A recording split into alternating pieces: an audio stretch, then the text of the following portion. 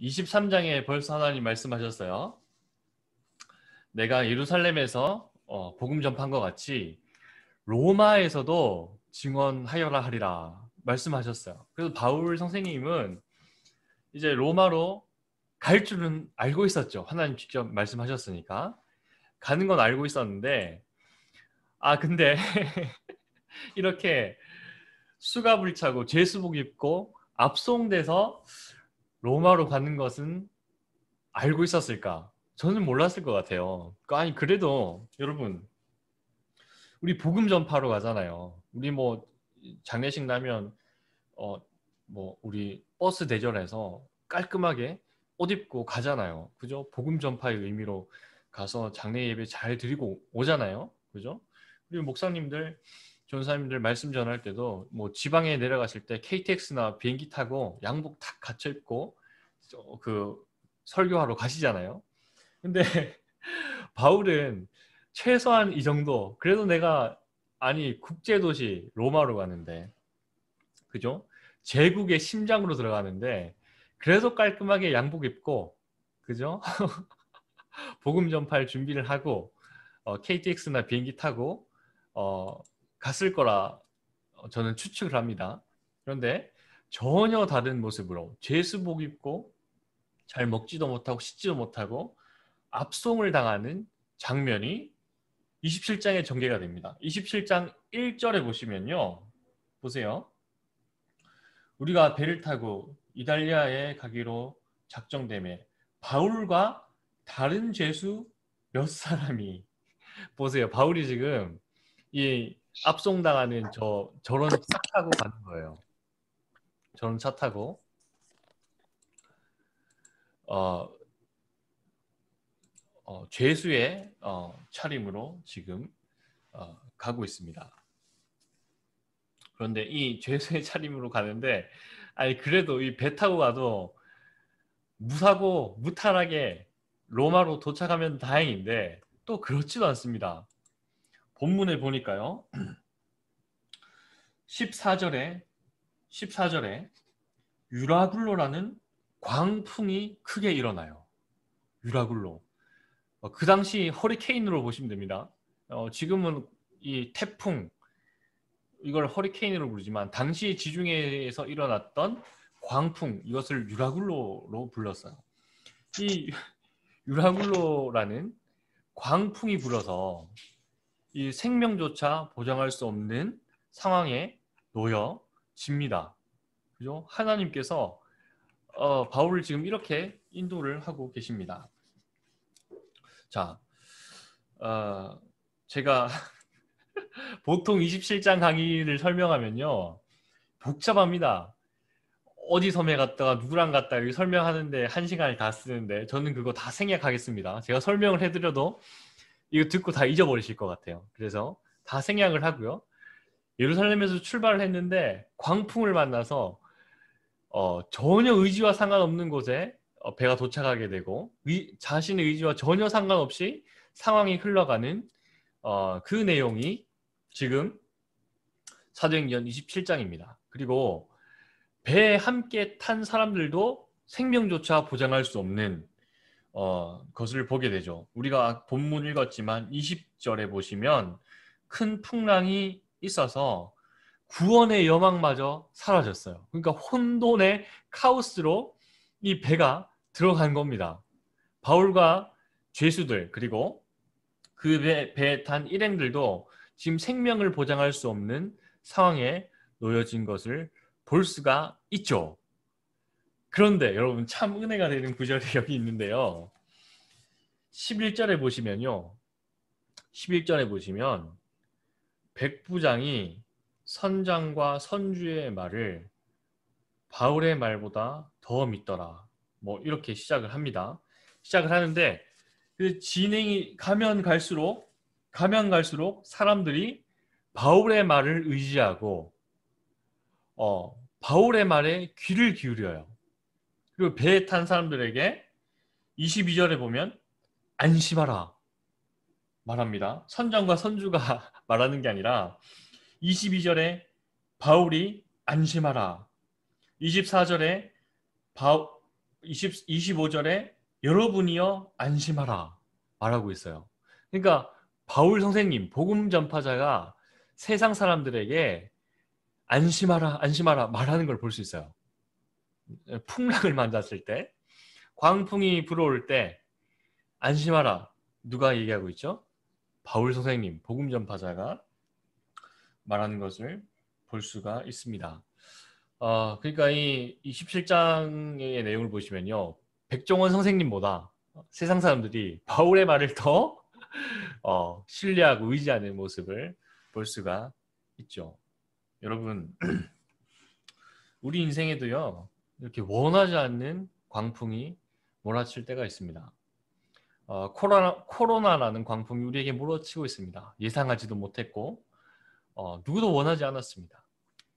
이런 광풍이 몰아쳐올 때 과연 그리스도인은 어떻게 살아야 되나? 그죠? 이런 광풍이 몰아쳐올 때 바울 선생님은 어떻게 광풍을 헤쳐나갔을까?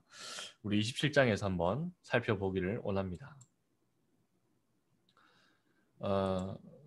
저희 수요사경회 때 한번 모셨죠.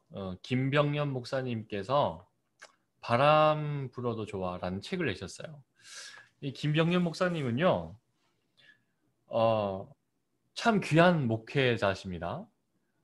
유재석처럼 미담이 너무 많아요. 저도 제가 아는 신학생들, 목사님들한테 이분에게 뭐 이렇게 후원을 받거나 봉투를 받았다는 이야기를 정말 많이 들었습니다. 근데 이분도 형편이 그렇게 좋은 분이 아니세요. 좋은 분이 아니신데 사정이 되는 대로 도와주는 분이세요. 이분 참 귀한 목사님이신데요. 김동호 목사님께서 개척 분립을 많이 하셨잖아요. 그때 김병년 목사님을 꼭 데리고 목회를 하고 싶어 하셨어요. 그래서 같이 목회를 하자 부탁도 하셨는데 김병년 목사님께서는 그렇게 하지 않고 따로 이제 개척을 하셨어요.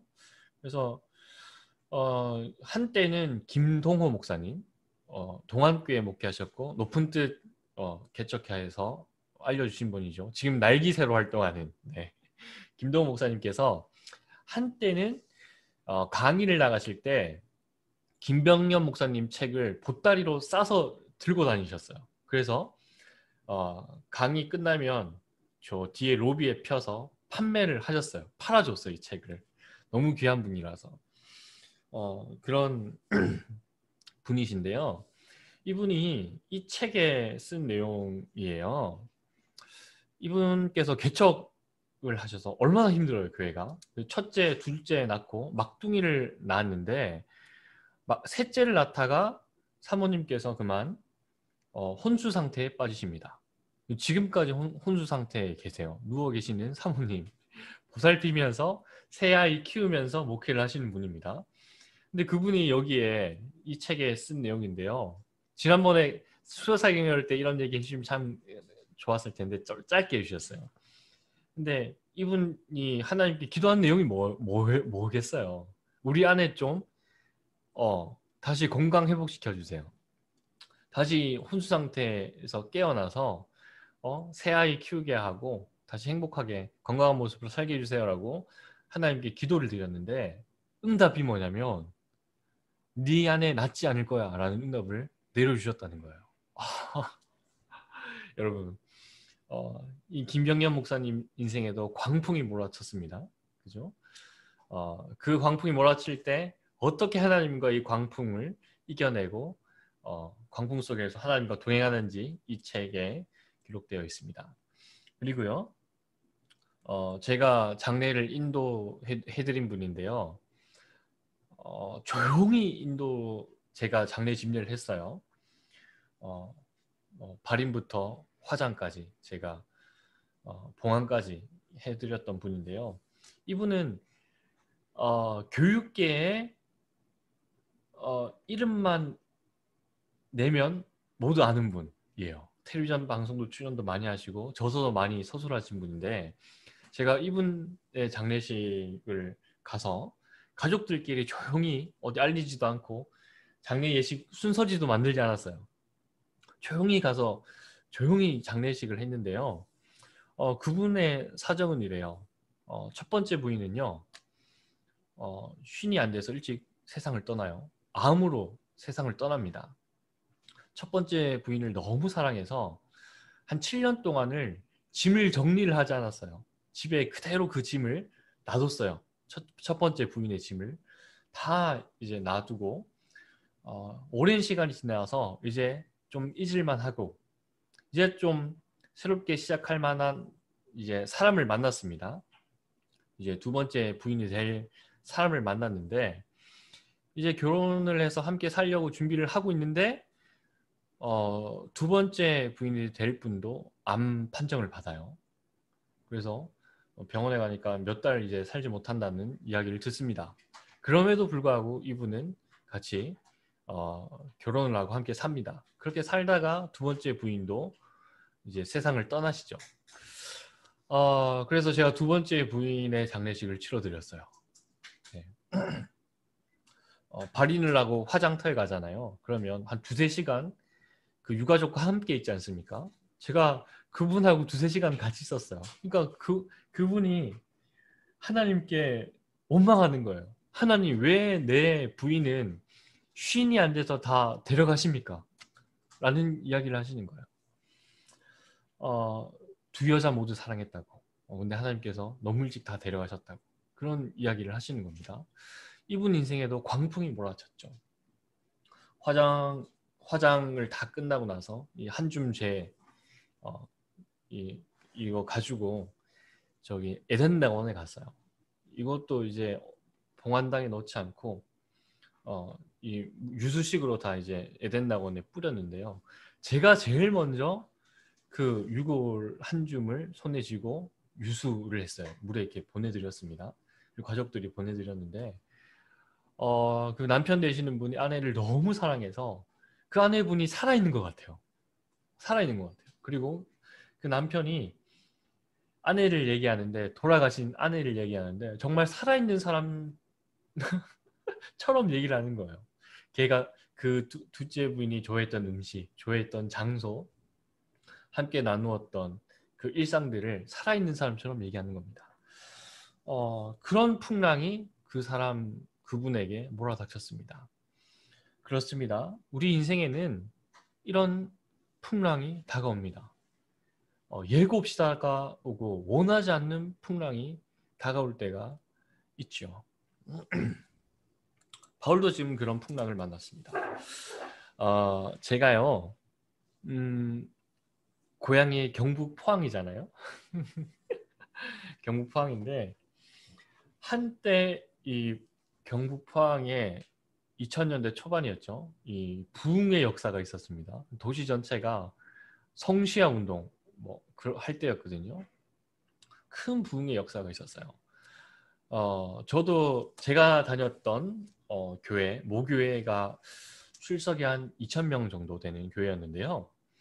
청년부가 한 300명 정도 됐어요. 그리고 제가 맡았던 저도 뭐 푸물타리처럼 성경부 리더를 했습니다. 네. 제가 맡았던 조가 한때는 50명 정도 됐습니다. 제가 맡았던 조가 늘었어요. 10명에서 한 50명까지 늘었어요. 그래서 식당 가도 밥값이 너무 많이 나오니까 저희 집에 다 초청해서는 저희 어머니가 김치찌개 끓여서 그 수십 명의 사람을 먹였던 기억도 있습니다. 그랬는데요. 어젠가 우연히 후배한테 전화가 왔어요. 저보다 한 살 어린 후배인데요. 그 청년부 회장 출신이에요. 형 때는 청년부 300명이었죠. 제가 회장할 때는 600명이었어요. 이런 얘기를 하는 거예요.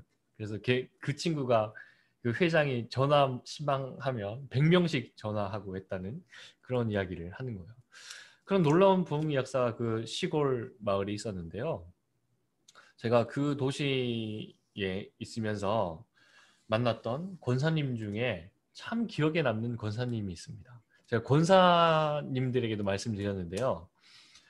제가 그 50명까지 성장을 했잖아요. 제가 맡았던 성경부 조가.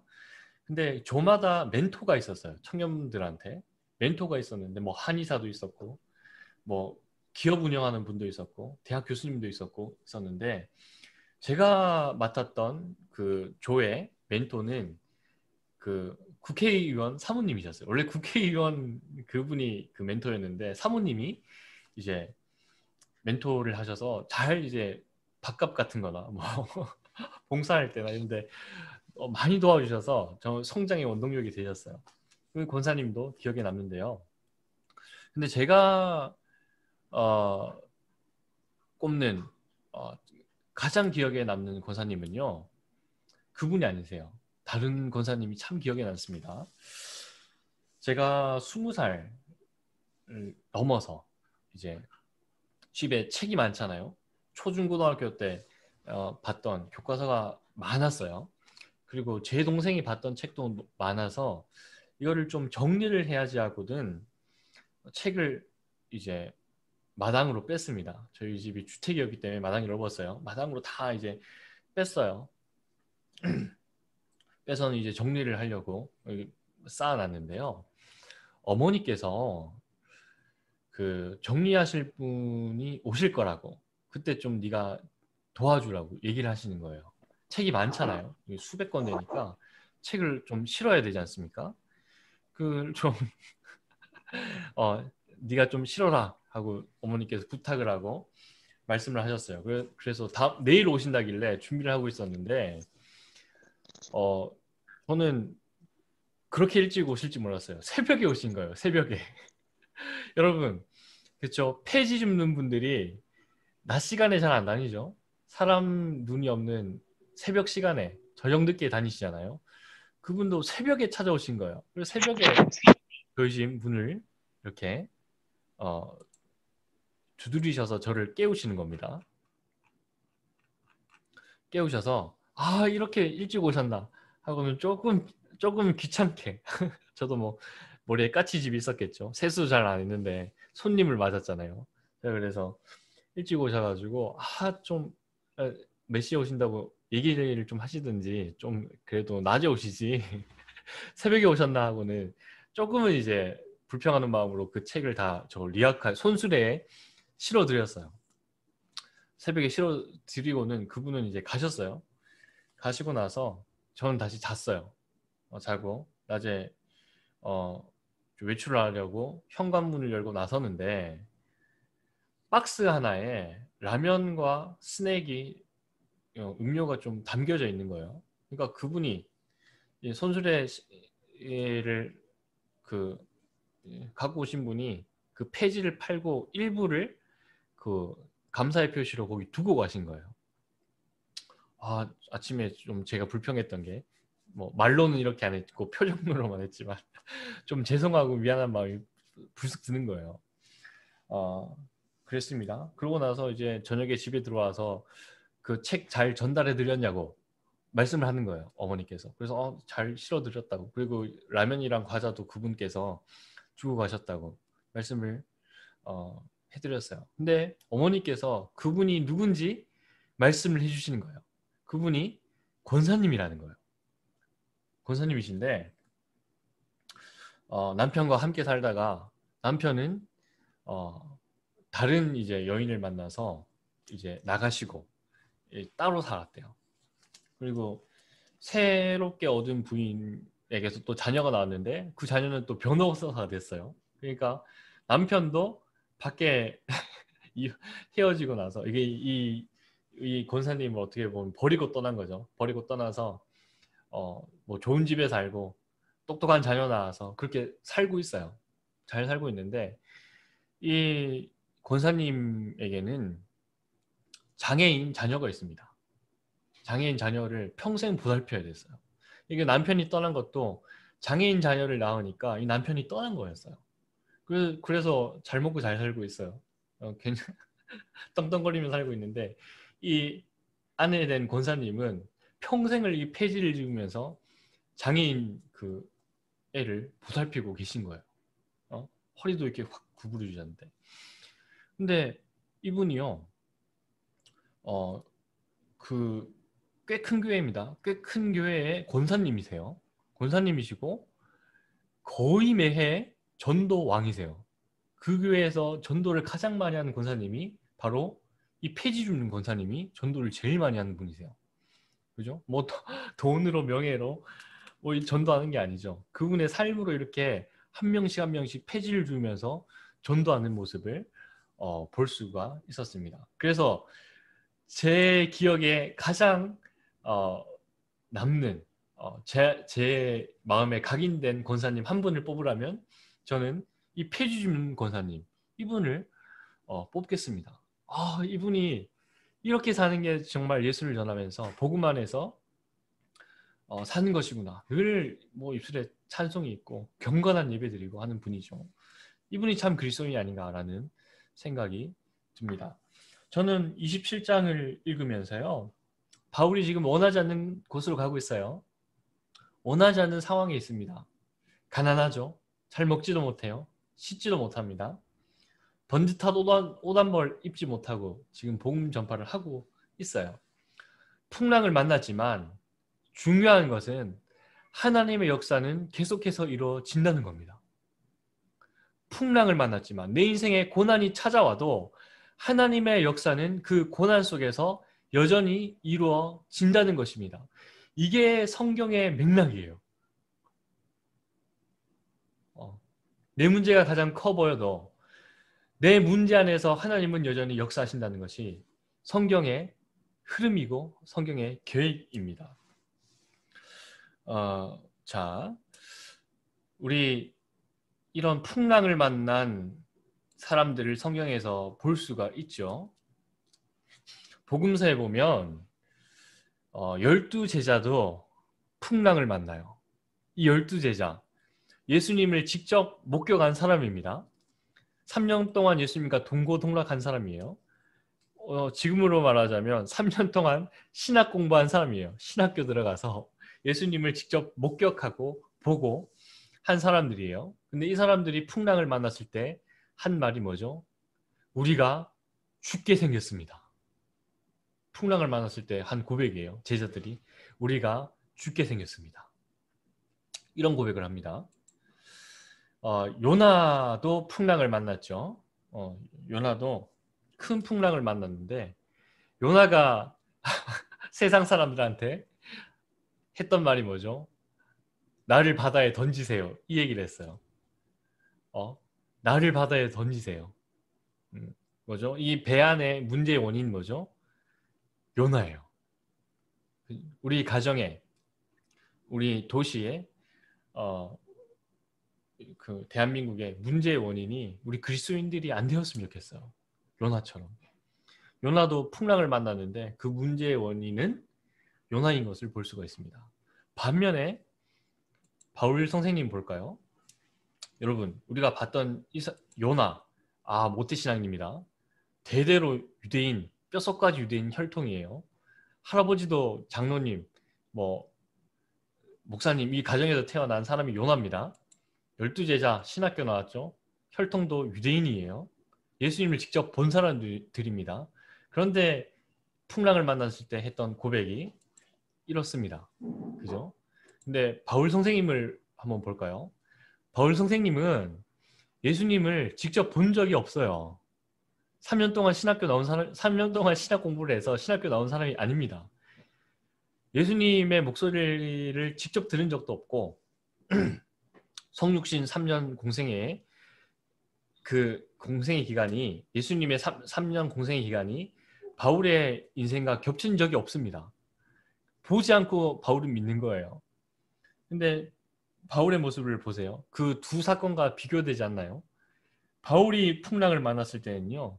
세상 사람들에게 22절에 안심하라 말합니다.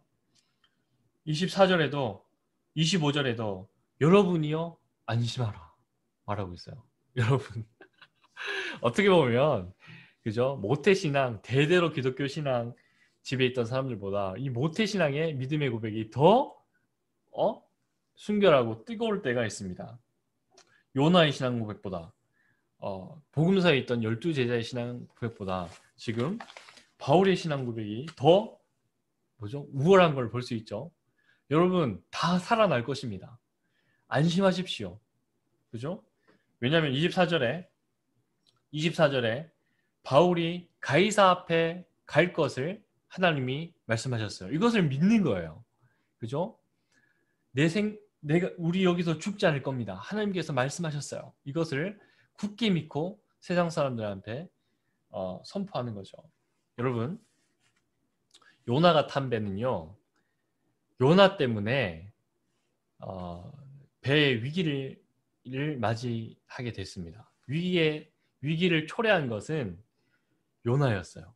요나 때문에 요나와 함께 배를 탄 사람들은 다 죽게 생겼습니다. 반면에 바울은요, 바울이 탔기 때문에 그 배에 있었던 사람들은 다 살아날 수 있었던 것입니다. 여러분, 우리 가정에 바울과 같은 사람이 있어야 되지 않겠습니까? 우리 가정에 큰 풍랑이 몰아칠 때 믿음으로 안심하십시오. 하나님께서 함께 하십니다. 내가 있는 회사에 그죠? 내가 속한 그 아파트 단지에 큰 풍랑이 몰아칠 때 안심하십시오. 하나님 함께 하십니다. 선포할 수 있는 사람 한 명은 있어야 되는 것 아니겠습니까? 자, 바울의 원래 계획은요, 로마서에 나와 있습니다. 로마서 보시면 바울의 원래 계획은 로마까지 갔다가 스페인까지 가는 거예요. 하나님 말씀 안 하셨지만 바울의 계획은 스페인까지 가는 게 바울의 계획이었어요.